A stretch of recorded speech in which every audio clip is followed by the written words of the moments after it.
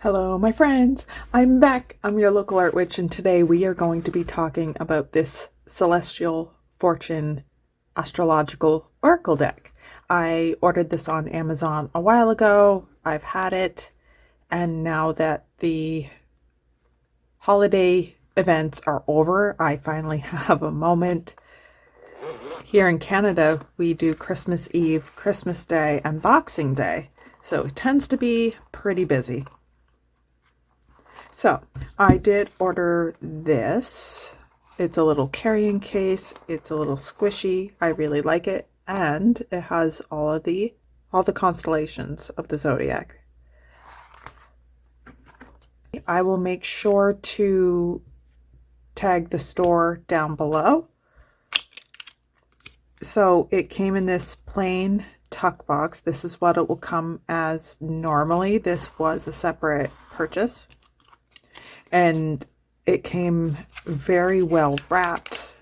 There was no damage to anything in my package.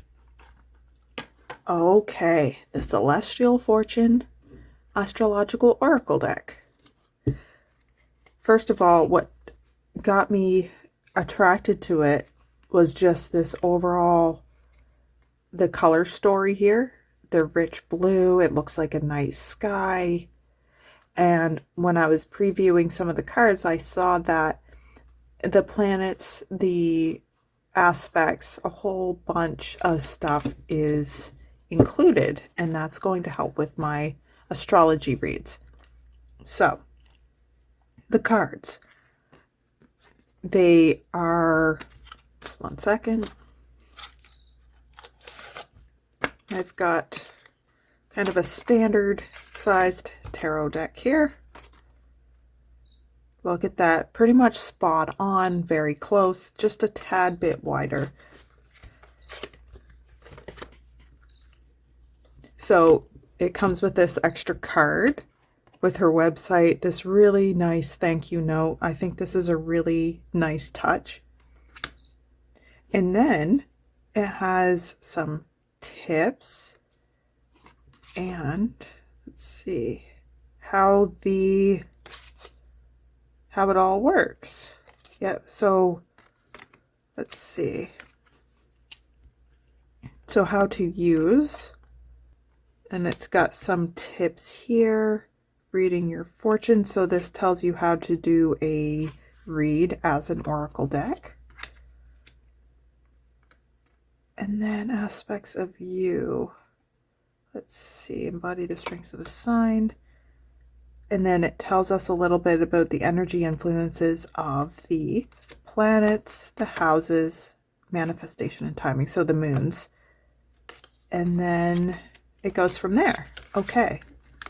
So before we go and we look, a quick note about the cards. One, the colors are gorgeous. It shows up super nice. As you can see, it's got this linen-esque quality to it. Very, very fine, like you can barely feel it. So I really like these cards.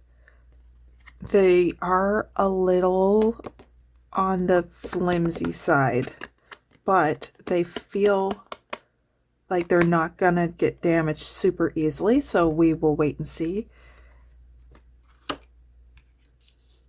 They are absolutely gorgeous, that I don't even like saying even one, maybe possibly negative thing about the cards. A lot of cards tend to be a little bit flimsier, just where it makes it easier to shuffle, I think. So we're not going to do a read because I'm not mentally in the right space, but it does have one thing that I noticed are the backs of the cards are different depending on what you're reading for. So in order to do a read, she recommends separating the suits and then reading from there. And she's made it really, really easy to do so because the planets are on a card with the backs that look like this. And so around the thing, you can see all of the planets and their alchemical sign. The house cards, the backs look like this. I am just taken by the richness of the color. The moon phases, those moons are on these cards here. And then the aspects and the nodes, I believe, are on these. And I think those are all the backs. I can see that these cards are not exactly... Oh, yes, the zodiac, the constellation. These ones, so the 12 signs will be under cards with the backs that look like this. So if you go to separate your deck using just the back, it's going to be super easy to do. Okay, so let's... Okay, so this is just explaining it to us, this is really nice. I like that she's added this, because if you are just dipping your toes into astrology, I think this deck is going to be a really beautiful place to start. Okay, so how do we want to do this? Let's just start from here, I suppose. The nodes, as you can see, they are not actual separate entities in space. They are measurements of the moon. So you have to do a lot of math in order to find it, but it is something that we follow, like when you're studying astrology. So she's got a little bit about the north and south nodes. And I love that each card, so we've got the symbol. So that's your north node. That's your south node. And the tarot association, what the lunar node stands for, the lessons we can learn from it. I think the lessons are also a really nice touch. Here's the south node. And then here we have the moon phases. Now this, and she makes a note of it here, the importance of the moons when you're manifesting, or when you're trying to bring something in, or you're trying to send something out, as in trying to get something out of your life. You want to pay attention to what moon sign you're doing that with. So she talks a little bit about what each of them are for, the tarot card associated with it, which is super cool. I did not realize that each moon phase could potentially have a tarot card associated with it. So that's going to be fun to look more into. The more I study, the more all of these associations, like tarot to astrology to other things, it's all helping it to click into my head. And it's really cool to finally see it beginning to happen. Third quarter. So I do not have these in order. So we've got our waning. So when it's waning, it's getting smaller. We're going to what we call the new moon or the dark moon, which means there's no moon in the sky. And here's the half. Tarot is judgment. Waning gibbous. This was the moon phase I was born on. So if you look up your astrology, like your chart, you can, if you know your birth time, you can get like your ascending sign and your other things. But if you look it up, even just on your birthday, it will tell you what moon phase you were born under. And this is, you know, a good, when I was looking it up the first time, I thought it fit me well, because I'm constantly focusing on inner growth, internal reflection. And sometimes that internal reflection can get a little not ideal, but so there's the waning gibbous. We've got the full moon. This is a great sign to do really powerful spells with, because you've got the whole energy of the moon.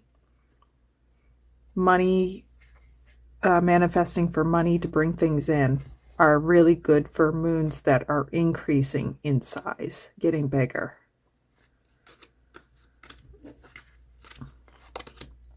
Okay, so it looks like these cards got all mixed up, which is a little annoying. I didn't even shuffle it, but we've got our, sorry, I will fix that.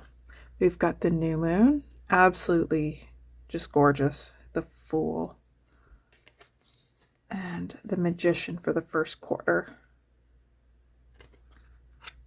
Celebrating and charting progress. I like that.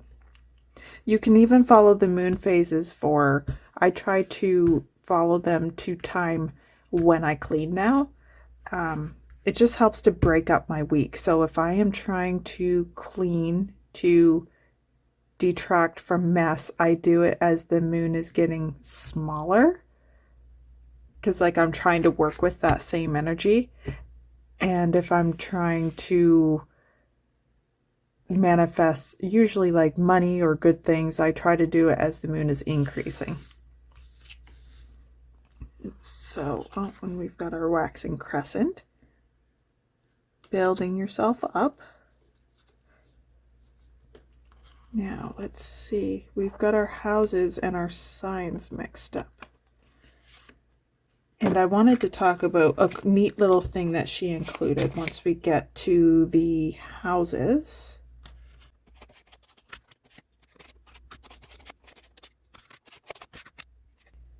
Oh my goodness, look at this. Another moon. So this is, oh, right. There would be that you would have your moon phases, which are on these cards, but there's also the moon as a planet, of course, because in astrology, we consider the moon and the sun planets. So we've got a moon card here. Okay, so I've gotten all of our constellations here. The zodiac year begins with Aries. So we've got this symbol, like we've got the ram. We've got the astrological symbol that you would have like on the birth chart. We've got what the constellation actually looks like. We've got what house is sort of in charge of and what order it's in. We have what part of the sign they're in. Cardinal are signs that are at the beginning. So this is like the beginning of the year, beginning of spring. Yeah, it's like April, March and April. The card association, the planet that kind of rules the sign, and then the things that kind of go along with being an Aries. Same thing. I think these are all great touches. So fixed are in the middle of a sign. I've never had a deck before that included the constellation itself. So this is a really, really nice touch. I love these gorgeous flowers. Gemini. This is an air sign. And it's mutable. Oh, yes. Okay, so this is me having a moment here. But so we've got what phase of the... Just a second. That's not focusing. What phase of, cardinal, fixed, or whichever. But it's a fire sign. So this is the fire sigil. This is earth. This is air. So this is Gemini. We've got the twins. We have the constellation, their little sign. Mercury. So we know it's about communication. Just, ew. Oh, sorry. I said ew because their tarot is the lovers. Maybe that's what I'll think of Gemini instead of the twins. Just the lovers instead. Cancer. I really love this artwork. I love the little dashes here. It looks, you can imagine him in the sand. Virgo.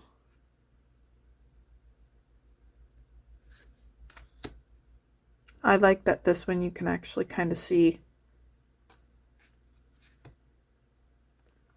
Libra.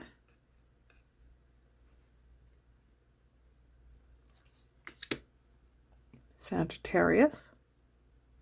We skipped one, Scorpio. Oh, there he is. This one actually looks like a scorpion, which is nice. But I think he goes up this way. I think his head's up here. Pisces.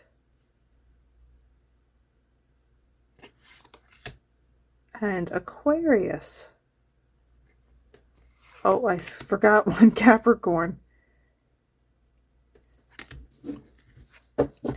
And once again, so the backs for the constellations look like so.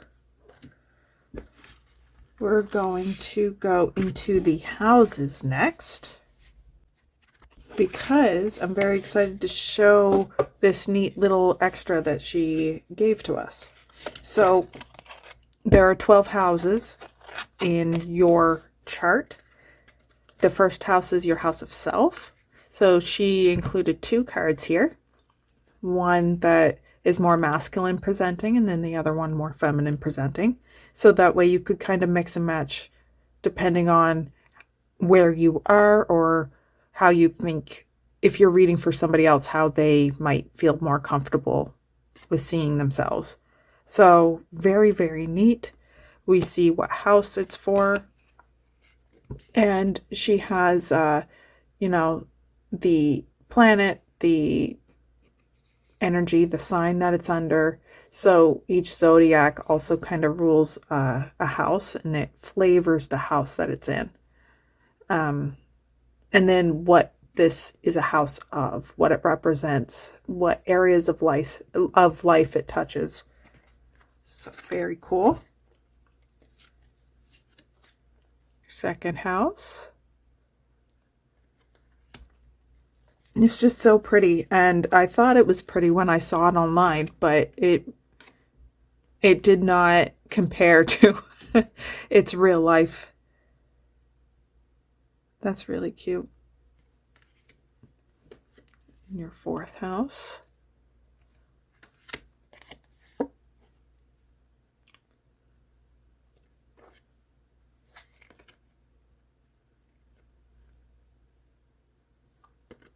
Six. Relationships, both romantic and otherwise. Your 8th house. This is gorgeous. I mean, they all are, but sometimes it really stands out to me, a super simple design. And I like the symbols and stuff that she came up with for each house, especially. You forgot a house, the 11th. And your 12th. I love, like, look at this. That's insane. I love it.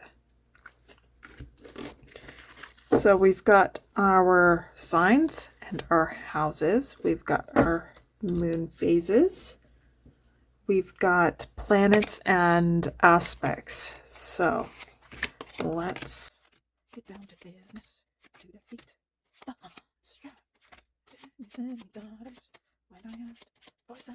Okay, I found all the planets. I did it. In astrology, Pluto's still a planet, so we have 10. The sun and moon are our luminaries, but for astrology's sake, we count them as planets.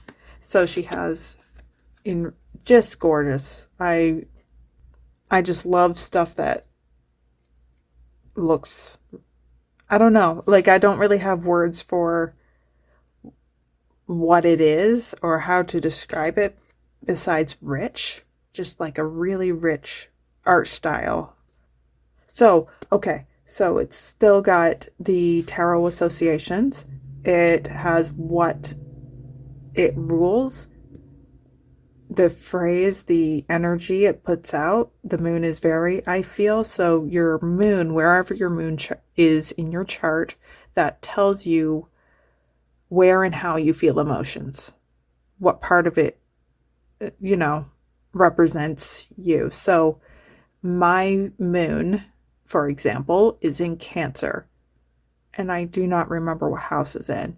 So the planet is the energy, the raw energy.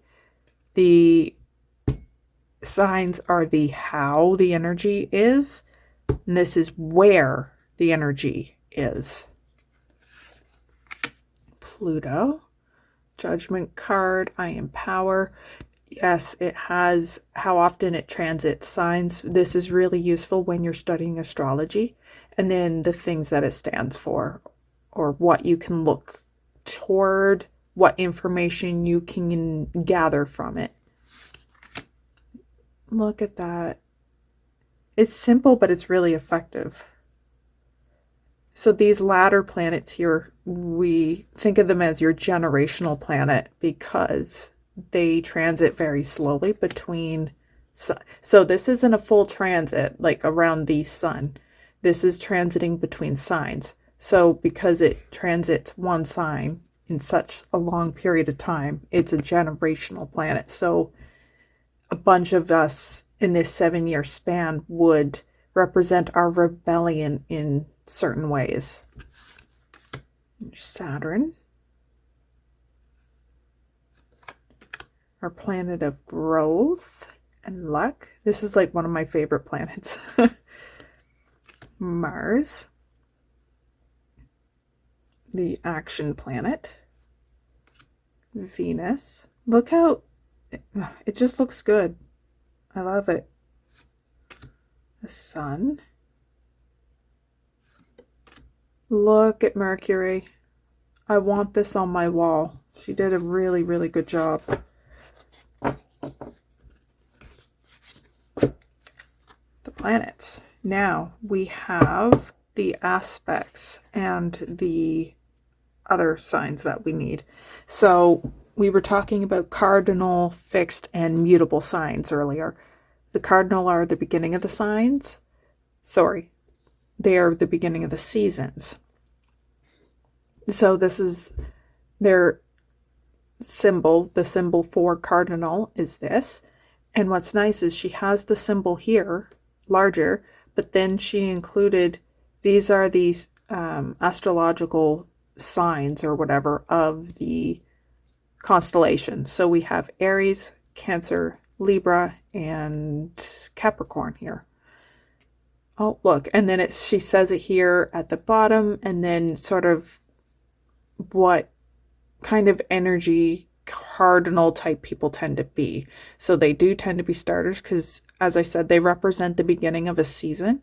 So let's see, this would be spring, summer, fall, winter.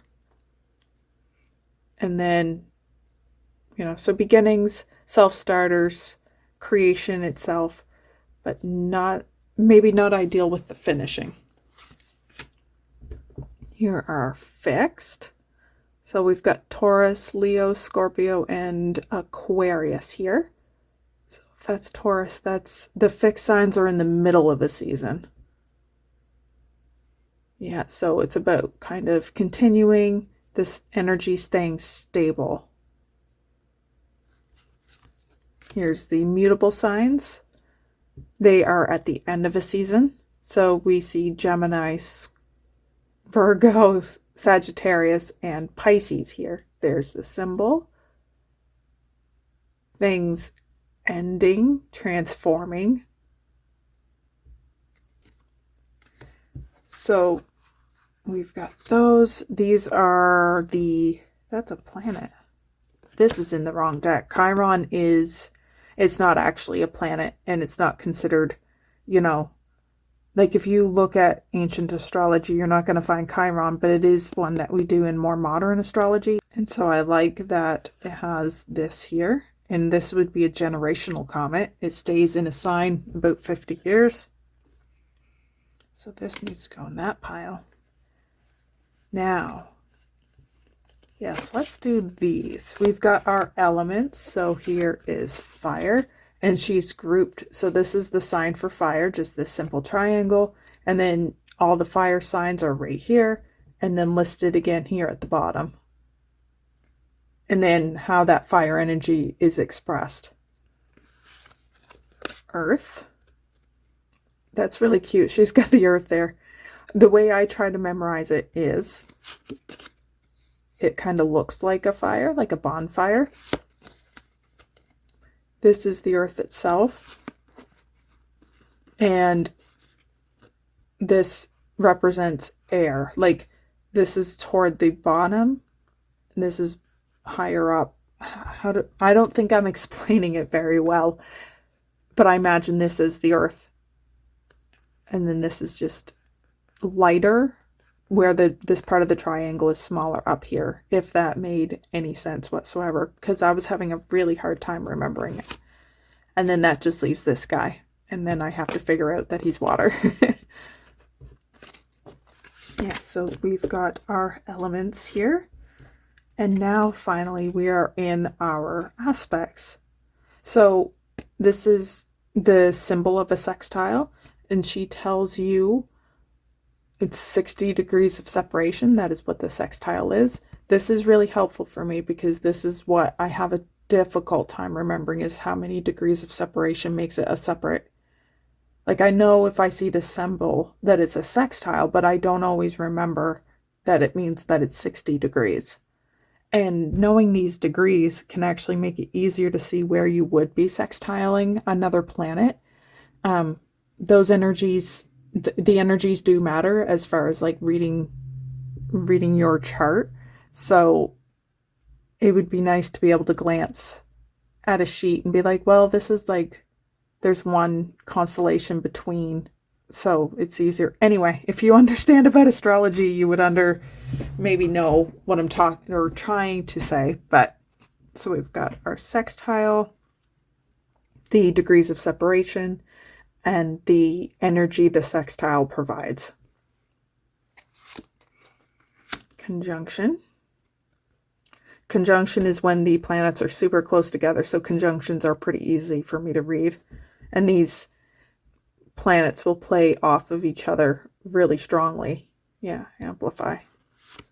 Here's a square, 90 degrees. It's a more difficult aspect for most. Delayed achievement. Yeah, things just being a little bit more complicated.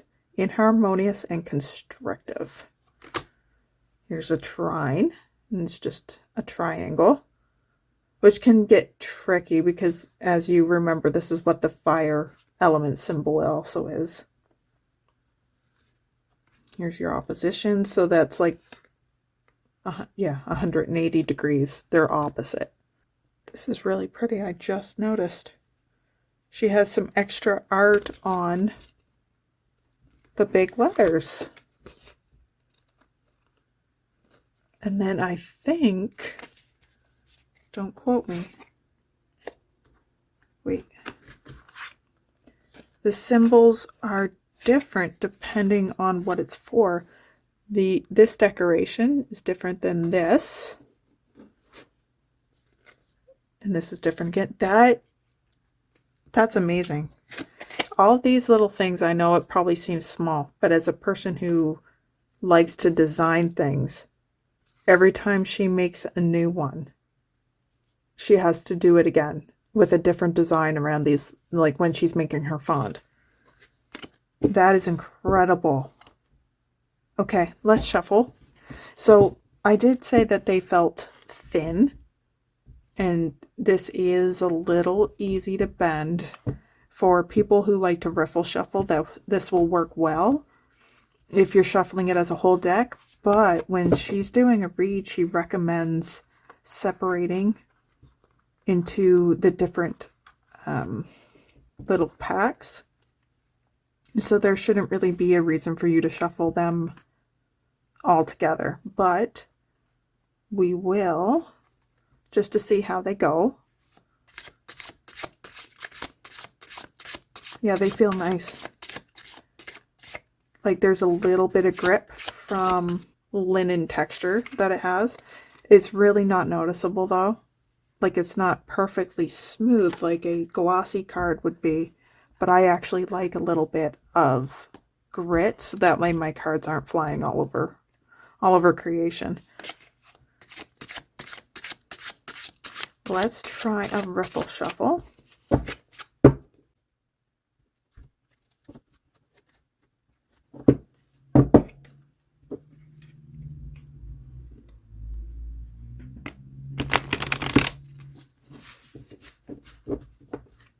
It riffles really, really nice.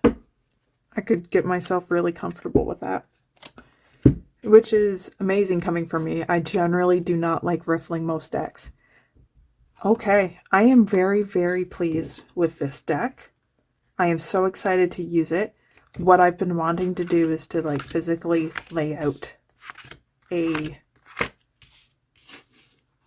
somebody's chart and like see it in a full circle, using these cards to really see if it chugs my intuition a little bit.